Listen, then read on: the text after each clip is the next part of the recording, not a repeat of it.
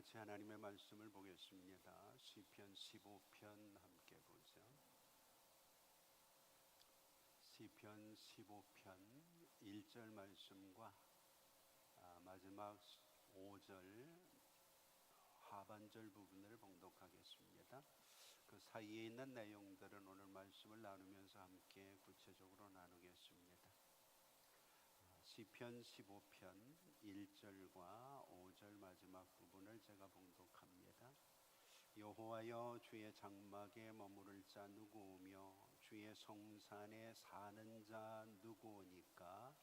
이런 일을 행하는 자는 영원히 흔들리지 아니하리이다. 아멘. 오늘도 무더위 속에서 하나님의 은혜와 하나님의 은총이 우리와 또 광복 80주년을 맞는 이 나라 이 민족들 가운데 꼭 함께 할 수 있기를 소망합니다. 특히나 새로운 정부가 들어서고 처음 맞는 광복절이고 또 우리의 주변에서 미국이나 중국이나 러시아 그리고 일본 우리의 주변 정세들이 만만치 않은 현실 속에서 오늘 우리가 80주년 광복절을 맞게 되었습니다. 국가적으로도 그렇고 개인적으로도 그렇고 여러 가지 어렵고 힘든 현안들이 참 많이 있습니다. 이런 현실 속에서 오늘 우리는 믿음을 가지고 있는 성도로 어떻게 광복을 맞고 준비하고 또 나라와 민족을 위해서는 무엇을 해야 될 수 있을까? 오늘 본문의 말씀을 가지고 우리의 삶의 현장에서 하나님이 원하시는 일들을 함께 찾아보고 기도하는 그런 시간이 됐으면 좋겠습니다. 어느 고등학교 물리 시간에 시험을 보게 되었는데 시험 문제에 이런 문제가 나왔다고 합니다.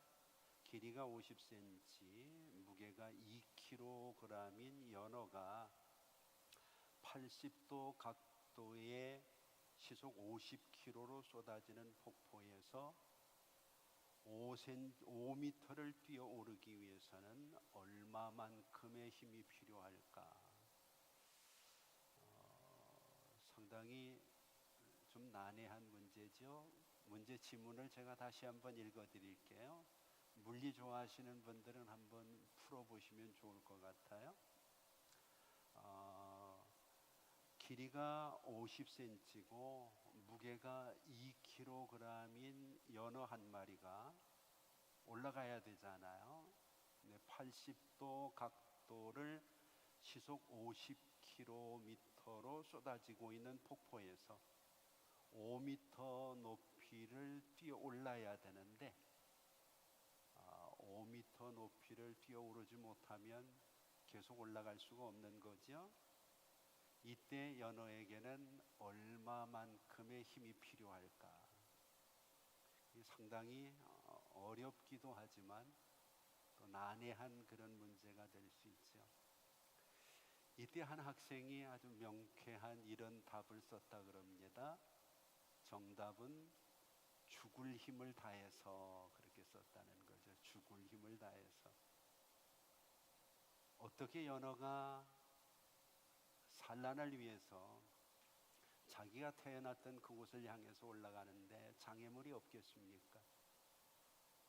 그런데 연어는 우리가 머리로 계산하는 그런 힘이 아니라 죽을 힘을 다해서 그 물살을 헤치고 하나님이 본래 주셨던 그 본능대로 그곳을 찾아간다는 거죠. 물론 이 친구는 정답에서 벗어났기 때문에 문제의 정답의 점수를 얻지는 못했지만 우리에게 주는 교훈은 크다는 생각을 해봅니다. 그래서 한번 사전을 찾아봤습니다. 죽을 힘이라고 하는 것이 어떤 힘일까? 죽을 힘이라고 하는 것을 사전에서 찾아보면 죽을 힘이라고 하는 것을 죽기를 각오하고 쓰는 힘 이렇게 표현을 합니다. 죽기를 각오하고 쓰는 힘. 그래서 성경적으로 한번 생각을 해봤습니다. 죽기를 각오하고 쓰는 힘이 어떤 힘일까? 그때 제 머릿속에 영적으로 육적으로 떠오른 사람이 두 사람이 있습니다. 하나는 삼손이라는 사람입니다. 마지막 하나님 앞에서 그가 기도를 하죠.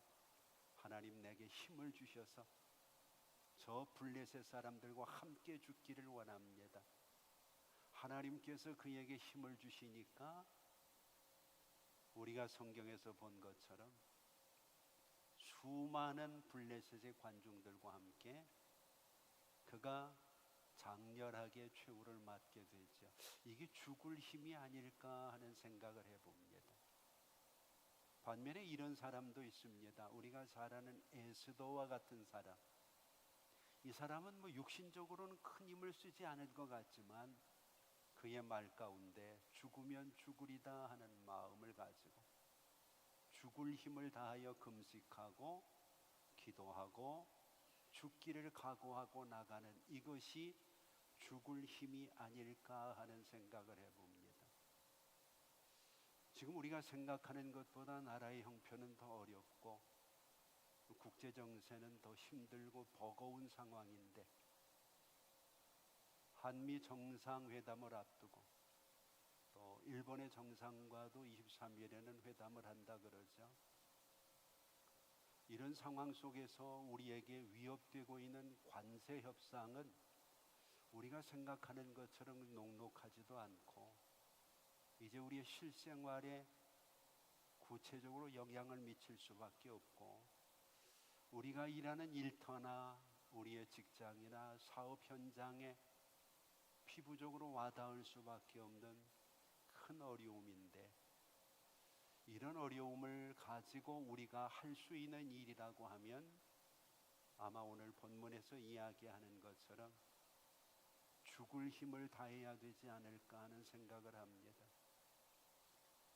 앞장서서 협상을 하고 회담을 하는 사람들도 에스더와 같이 죽을 힘을 다해야 될 것이고 성도들도 어려운 시기일수록 누구의 탓을 하기보다는 마치 에스더가 죽을 각오를 할 때 모르드게와 유대인들이 죽을 힘을 다해서 그를 위해서 기도로 도왔던 것처럼 오늘 우리가 나라와 민족을 위해서 죽을 힘을 다해서 기도해야 될 시기가 아닌가. 우리가 광복 80주년에 우리의 할 일을 찾는다면 바로 그런 것들이 아닐까 하는 생각을 해봅니다. 그러면 성도들이 나라를 사랑하고 나라와 민족을 위해서 죽을 힘을 다하기 위해서는 어떻게 해야 될까? 어떤 것이 과연 죽을 힘일까? 오늘 본문이 그것을 우리에게 잘 표현해 주고 있다고 생각을 합니다. 본문 1절은 이렇게 이야기를 하고 있습니다. 여호와여 주의 장막에 머무를 자 누구오며 주의 성산에 사는 자 누구오리까? 여기 중요한 것이 머무른다고 하는 것과 나그네죠. 산다고 하는 겁니다. 주인이 되는 겁니다. 주의 장막이라고 하는 것은 주님이 보호하시는 장막 아닌가요? 오늘 우리의 삶에서 가장 중요한 것은 이 민족들이 주의 장막 안에 거하는 사람들이 되고 주의 장막 안에 사는 나라가 될 때 하나님께서 이 민족들을 보호하시고 이 나라와 이 민족들에게 소망을 주시지 않겠느냐는 겁니다. 우리의 삶 속에서 성도가 나라를 사랑하는 방법은 오늘 성경이 우리에게 이야기하는 것처럼 주의 장막에 거하는 성도들이 많아야 된다는 겁니다. 이것을 우리는 다른 말로 죽게 피하는 것이 애국애족이다 그렇게 얘기할 수가 있는 거죠. 자꾸 세상에 살아가는 사람들은 나보다 더 힘이 있는 것을 의지하려고 합니다. 이러다 보니까 힘이 있는 나라, 힘이 있는 민족, 힘이 있는 어떤 사람을 바라보고 도움을 얻기를 원하는 경우들이 많거든요. 그가 내 마음처럼 도와주면 좋겠는데 그도 이익을 따지다 보니까 이전에는 잘 도와주었는데 이제는 도와주지 못하는 이런 현상들을 바라보면서 절망할 수 있는 거죠. 그래서 우방이라고 생각했던 나라가 이제는 가장 우리를 힘들게 하는 나라로 우리의 눈앞에 다가올 때는 참 감당하기가 어려운 현실이 되어버리는 거죠. 그러나 절대로 우리를 힘들게 하지 아니하실 하나님, 어느 누구보다 힘이 있고 강력한 능력을 가지고 있는 하나님이 오늘 우리에게 말씀하시는 겁니다. 내 문제를 가지고 나에게 피하면 내가 너의 문제와 너까지 감당해 주겠다는 겁니다. 우리가 시편 34편 8절을 보면 너희는 여호와의 선하심을 맛보아할지어다 그에게 피하는 자는 복이 있도다 그렇게 얘기합니다. 절대로 그에게 피하는 것이 비겁한 행동이 아니라는 겁니다. 우리의 문제를 가지고 지금은 이익이 있으면 도와주려고 하는 사람들이 언젠가 자기에게 이익이 없으면 우리를 내칠 수 있거든. 그런데 하나님께서는 우리에게서 어떤 이익을 취하시려고 하는 것이 아니고 우리를 도와주고 끝까지 책임지려고 하는 마음을 가지고 계신 분이지. 시편 61편 3절에도 다윗은 고백을 합니다. 주는 나의 피난처시요 원수를 피하는 견고한 방패심이라. 원수를 피하는 방패라고 이야기합니다. 여기서 이제 우리에게 중요한 것은 피한다고 하는 말의 의미를 우리가 좀 이해를 해야 된다는 겁니다. 오늘 성경이 이야기하는 여호와의 장막에 거하는 자, 여호와께 피하는 자의 피한다는 말은 하사라고 하는 히브리어 단어입니다. 이 하사의 뜻은 여러 가지가 있지만 피한다고 하는 이 단어와 연결이 될 때에는 소망이라는 단어와 연결이 됩니다. 어디에 소망을 두느냐는 겁니다. 내가 하나님께 피한다는 얘기는 나의 소망이 하나님께 있다는 얘기거든요. 오늘 우리가 세상에 믿을 것이 몇 가지 있으면 우리는 그것들을 우선 의지하려고 합니다. 그런데 아무것도 믿을 구석이 없으면 믿는 사람은 하나님을 바라보게 되죠. 그런데 중요한 것은 진작부터 하나님만 바라봐야 된다는 거였습니다. 오늘 여러분 우리에게 하사가 있기를 원합니다. 세상을 바라보고 세상 사람들에게 낙심하고 그 다음에 하나님께 소망을 두지 말고 하나님께 소망을 두고 하나님이 원하시는 일들을 감당해 나갈 수 있는 믿음의 역사를 성경은 하사, 여호와께 피하는 사람이라고 이야기를 하고 있습니다. 이런 이야기를 하면 되게 많은 사람들은 나는 하나님께 소망을 두고 있다고 생각을 합니다. 여러분들은 어떠신가요?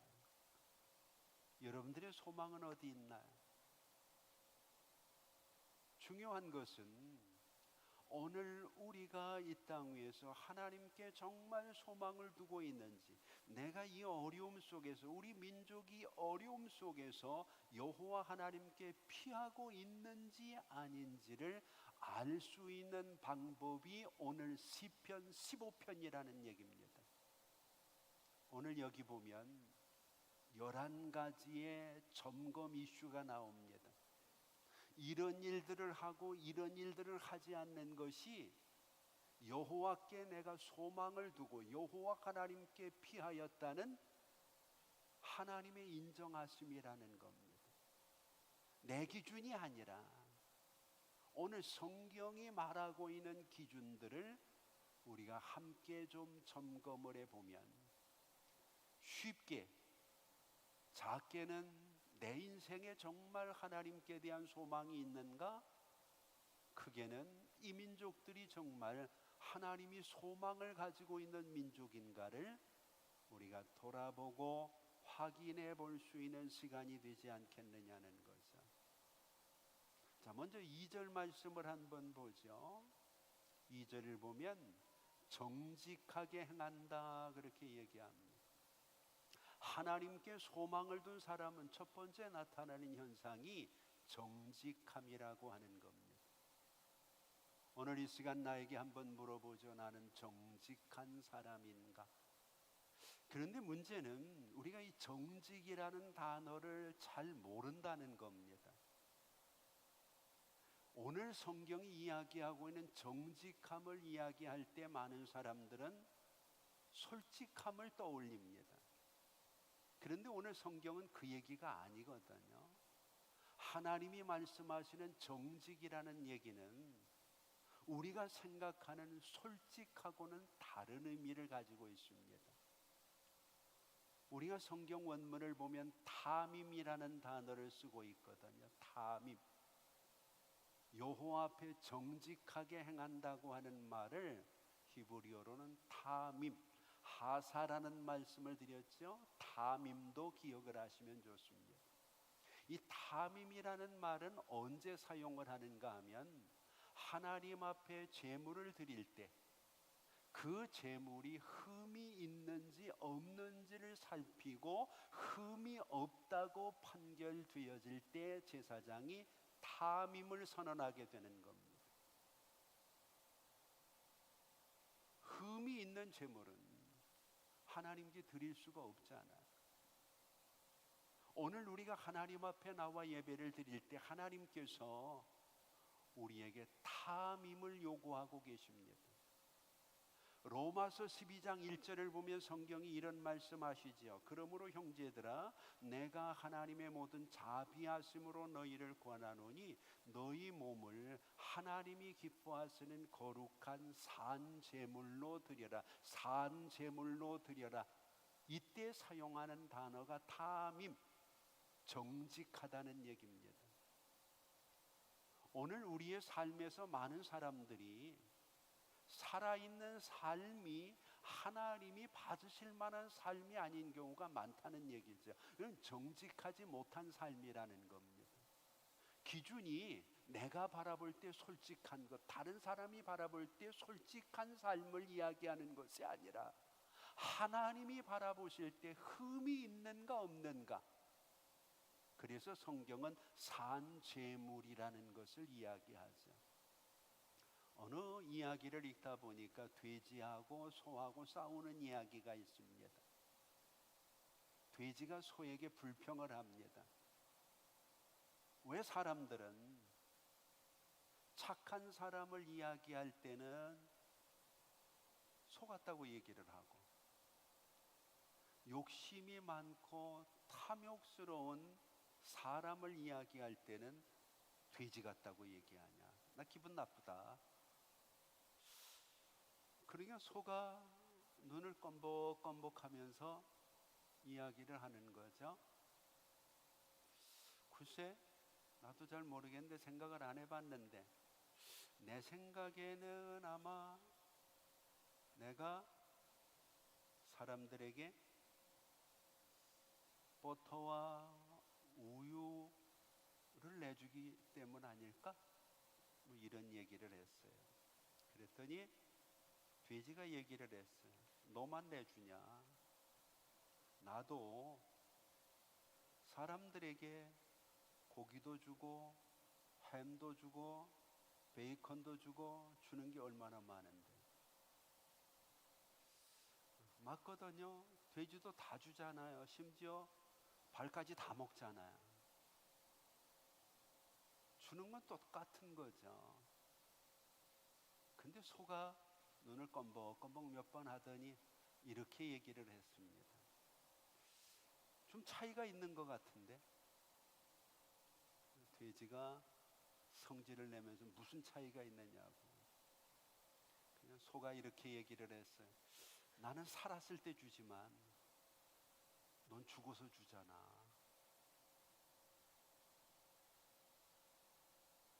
돼지가 고개를 끄덕거렸다는 거죠. 다 줘요. 소도 주고 돼지도 주고. 그런데 돼지는 살았을 때는 아무것도 못 줍니다. 소는 살아서도 주잖아. 일도 해주지요. 우유도 매일 주지요. 버터도 주지요. 죽어서 다 주잖아요. 성경은 우리에게 죽은 재물을 원하지 않잖아요. 이전에는 흠이 없다고 판단되면 죽여서 그 재물을 드렸어요. 근데 신약 시대는 그렇지 않잖아요. 산 재물을 드리라 그러잖아요. 살아서는 제 맘대로 하고 소망이 하나님께 있다고 이야기하면 안 된다는 거예요. 탐임이라고 하는 것은 내가 살아가는 이유가 주님이 돼야 돼요. 내가 살았을 때 하나님 앞에 산 제물로 나의 삶이 온전한가를 돌아봐야 된다는 겁니다. 오늘 여러분, 우리가 세상을 살아갈 때 성도가 세상에서 정직하게 살아가는 것은 참 어렵고 힘든 일입니다. 개인적으로는 손해와 불이익을 당하는 일이 많기 때문이고, 때로는 다른 사람들의 타켓이 되거나 질시의 대상이 되는 경우도 참 많습니다. 그래서 어떤 사람들은 이것을 거룩한 비난이라, 내가 예수를 믿는 것 때문에 직장이나 사업에서 감당하고 감내해야 될 부분이라고 이야기하는 경우도 있습니다. 근데 이상한 것은요, 믿지 않는 사람들이 믿는 사람들에게 이중잣대를 들이댄다는 거예요. 자기들도 그렇게 살지 않으면서 믿는 사람들에게는 그렇게 살지 않는다고 투덜대고 불평하고 원망하는 경우가 참 많이 있습니다. 오늘 우리가 그런 일들을 당할 때 낙심하지 말 것은, 그들이 그렇게 하는 이유 중에는 우리에 대한 기대가 남아있기 때문이라는 것을 알아야 되는 거예요. 우리는 그렇게 살지만 예수 믿는 너도 우리처럼 살면 안 되지 않느냐는 얘기가 그 속에 포함이 되어 있다는 거예요. 근데 그들의 기준으로 바라볼 때 이들도 우리와 다르지 않거든요. 이유가 뭐냐는 거예요. 오늘 우리의 삶 속에서 성경은 여호와께 피하는 사람은 소망을 여호와께 둔 사람이고, 이런 사람은 살아가는 삶의 방식이 하나님을 향하여 살아가기 때문에 세상 사람과는 다르다는 것을 우리에게 보여주고 있는 거죠. 얼마 전에 감동적인 이야기가 실린 글을 하나 봤어요. 콜롬비아에 있는 환경미화원들이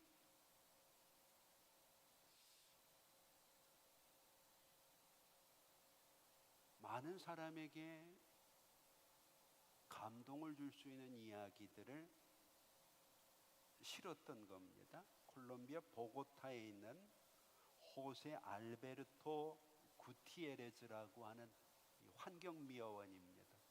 한국에 있는 환경미화원도 제가 아는 사람이 별로 없는데, 콜롬비아에 있는 환경미화원의 이름을 이렇게 긴 것을 호세 알베르토 구티에레즈, 이런 긴 이름, 어려운 이름을 여러분들 앞에서 얘기한다는 것은 이 사람에게 뭔가 특별한 게 있다는 거죠. 이 사람이 환경미화원을 하면서 쓰레기들을 분리수거하고 쓰레기들을 처리하는 일을 하는데, 어느 날 보니까 쓸만한 책이 나오는 거예요. 그래서 이 사람이 이 책을 분류하기 시작했어요. 그래서 20년 동안 이 사람이 쓰레기를 주우면서 쓸만한 책들을 전부 골랐는데, 이 사람이 고른 책, 모아놓은 책이 20만 권이 넘었습니다. 그래서 지방정부에서 이 사람이 모은 이 20만 권이 넘는 책을 소장할 수 있는 저소득층을 위한 도서관을 만든 거죠. 그래서 이것이 보도가 된 겁니다. 주변에 있는 환경미화원들이 그가 20만 권을 모으기까지 얼마나 많은 어려움들이 있었겠어요. 근데 그에게는 신념이 하나 있었다는 거. 이게 옳은 일이다. 이게 하나님이 원하시는 일이다. 내가 하나님을 위해서 내게 주어진 이 직장에서 내가 할 수 있는 최선의 일이다. 누가 뭐라고 하든지 그는 흔들리지 아니하고 20년 동안 책을 모았다는 거죠. 물론 부자가 10,000권, 20,000권 책을 가지고 도서관을 훌륭하게 짓는 일, 쉽게 할 수 있는 일이겠죠. 그런데 이 사람은 한결같았다는 거예요. 한결같이 20년을 그 일에 종사하면서 누가 그 일이 큰 일이라고 이야기하지도 않았고 누가 칭찬해 주는 사람도 없었지만 그는 포기하지 아니하고 20만 권의 책을 모을 수 있는 그런 인생을 살아왔다는 거죠.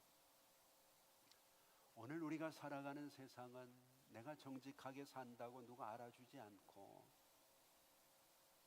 내가 바르게 산다고 누가 칭찬해 주지 않는 어려운 시대지만 하나님께서 이 민족들을 향해 분명한 소망과 비전을 주는 것은 내 소망을 어디다 뒀느냐는 것.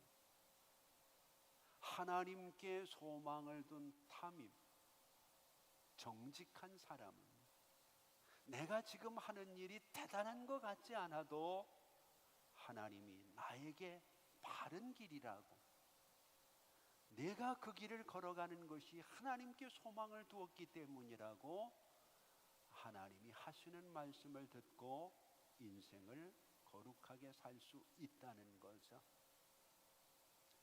자, 시간이 없으니까 두 번째 볼까요? 2절에 보면 두 번째 항목이 나옵니다. 공의를 실천한다. 체데카라는 단어거든요. 공의를 실천한다.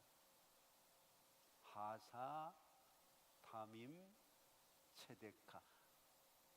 이 체데카라고 하는 단어를 우리는 올바르다, 의롭다 그렇게 얘기합니다. 공의가 뭔가요? 공의. 우리가 생각하는 공의는 올바르고 의로운 것을 얘기합니다. 그런데 오늘 본문에서 이야기하는 체데카, 공의라고 하는 말은 그런 의미는 아닙니다. 우리가 가지고 있는 상식들이 성경을 우리의 삶에 적용하는데 참 방해가 되는 게 많아요.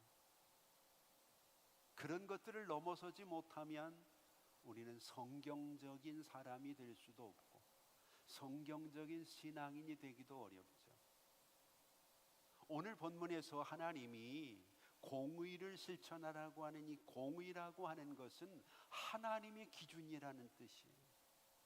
하나님의 기준에 부합되는 것. 우리에게 고난이 다가옵니다. 내 기준으로 보면 고난이죠. 이것을 극복하려고 하니까 내 방법이 나오죠. 그런데 하나님의 기준으로 한번 보라는 겁니다. 이 고난 속에 하나님의 뜻이 무엇인지. 잘 나가던 미국이 우리에게 관세를 가지고 위협을 합니다. 왜 저러지? 개인적으로 보면 이 트럼프 때문이지. 그런데 세계를 움직이시는 하나님의 기준으로 한번 보자는 겁니다. 저 속에 하나님의 어떤 뜻이 있을까? 하나님의 뜻을 우리가 바라보고 그 뜻에 부합되는 행동을 하고 생각을 할 수 있는 사람이 공의를 실천하는 사람. 내가 옳은 게 아니고 사람들이 분을 내는 이유 중에 하나가 내 기분에 안 맞는, 내 이성으로 판단할 수 없다. 나는 이해가 될 수 없다. 근데 나라고 하는 것 자체가 어떤 기준이 될 수는 없잖아요. 상황이 바뀌면 다른 사람이 볼 때는 내가 하는 일이 잘못된 것 같은데 나는 잘못되지 않았다면 그걸 공의라고 얘기할 수 없잖아요. 여기서 한 발 물러설 수 있는 게 신자인데 신자들이 그러지를 않는다는 거예요. 기분 내키는 대로 말하고 기분 내키는 대로 분풀이하고 상대방이 무엇인가 잘못된 것을 지적할 때에는 잘못된 게 있는 건데 나는 잘못된 게 없다는 거야. 그러면 공의는 실천되기 어려운 거죠. 대표적인 사람이 요셉이라고 하는 사람입니다. 요셉이 얼마나 억울한 일을 많이 당하나. 그러나 그에게는 하나님의 기준이 있었어요. 모든 어려움을 끝내고 마지막 순간에 요셉이 이런 말을 하죠. 나를 이렇게 인도하시고 내게 이런 고난이 있게 하신 모든 것은 하나님이 하신 일이다. 두려워서 떨고 있는 그의 형들 앞에 하나님이 하신 것이요. 그의 고난 속에서 하나님의 기준을 적용하고 있는 거죠. 문제는 우리가 하나님의 기준을 모른다는 겁니다. 하나님의 기준을 모르는 우리들을 위해서 하나님께서 우리에게, 하나님의 자녀들에게만 주신 특권이 있습니다. 이 특권이 바로 기도할 수 있는 특권입니다. 기도는 하나님의 기준을 알아가는 겁니다. 기도하지 않는 사람은 하나님의 기준대로 살지 않아요. 기도하는 사람은 하나님의 뜻이 무엇인지 분별할 수 있게 되고 내 뜻을 포기하고 그 뜻대로 살려고 노력하게 되고 여기에 하나님이 도우심을 주는 거죠. 근데 일생을 기도하지 않아요. 신앙생활은 잘해요. 공의를 실천하는 사람은 아니에요. 내 뜻을 가지고 내 생각대로 내 형편대로 잘하는 것뿐이죠. 오늘 우리는 잠시의 편리를 위해서 정직을 포기할 수 있어요. 그러면 우리는 세상에 불신을 당하게 되죠. 잠깐의 이득을 위해서 공의를 버릴 수 있어요. 하나님의 기준을 말입니다. 성경은 그렇게 얘기하지만 세상에 나가 사업을 하면 그게 적용이 되나요? 하나님의 기준을 버렸다는 얘기죠. 그러면 세상은 여러분을 비웃습니다. 소금은 어디에서나 소금입니다. 국에 넣어도 소금이고 반찬에 넣어도 소금이고 그냥 있어도 소금입니다. 교회에서만 신자 되지 말고 세상에서도 신자고 가정에서도 신자고 삶의 현장에서 신자 되어지는 것이 우리에게 중요하다는 거죠. 시간이 많지 않으니까 3절 넘어가 볼까요? 3절을 보면 그의 혀로 남을 허물하지 아니하고 그의 이웃이 악을 행하지 아니하고 그의 이웃을 비방하지 아니하고 그의 혀로 남을 허물하지 않는다. 우리가 쉽게 생각을 하면 혀를 함부로 놀려서 해를 끼치지 않는다는 얘기죠. 하나님께서 이 부분을 얼마나 중요하게 여기시는지 마태복음 5장 23절을 보면 죄물을 제단에 드리려고 하다가 내 형제와 원망 들을 만한 일이 생각나거든 예물을 제단 앞에 두고 먼저 가서 형제와 화목하고 그 후에 와서 예물을 드려라. 하나님이 예물보다 우선하는 것이 화목이라는 말을 우리에게 강조하고 있는 거죠. 여기서 우리가 오해하는 부분이 있어요. 나는 뭐 남의 허물은 얘기하지 않아. 오늘 본문이 그 얘기하는 걸까요? 내가 남의 흉보지 않았다고, 내가 남에게 불평하지 않았다고, 내가 남을 중상모략하지 않았다고 하나님이 잘했다고 하는 거냐는 거죠. 오늘 본문은 그보다 깊은 뜻이 있습니다.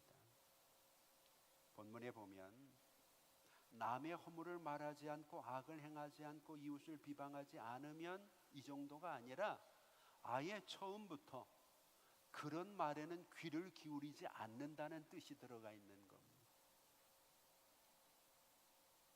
남이 누군가 흉을 볼 때 아예 거기에는 귀를 기울이지 않는다.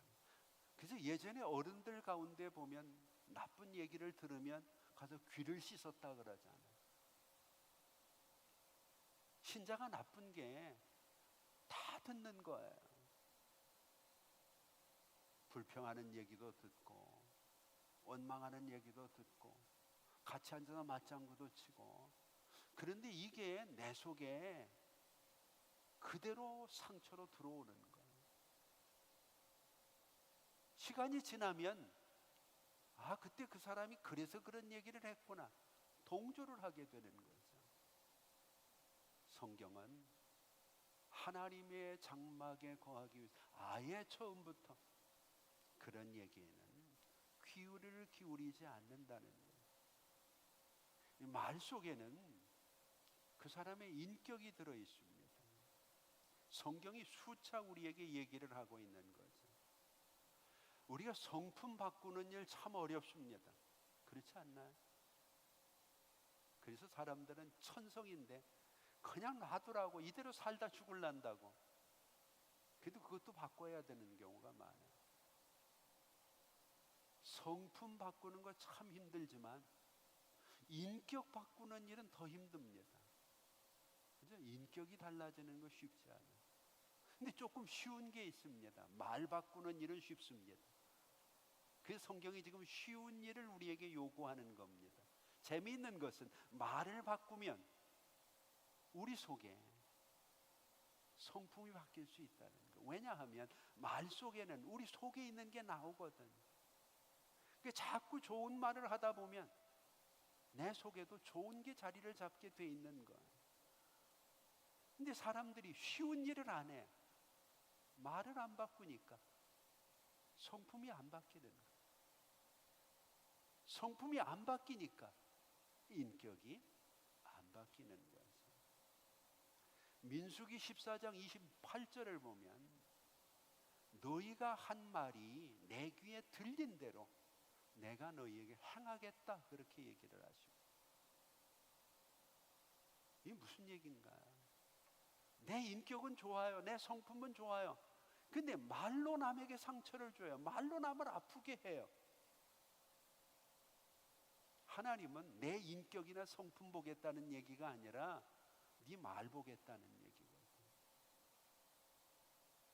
속에다 뭘 넣어두지 못하고 우르르 불끈해서 말로 다 풀어버립니다.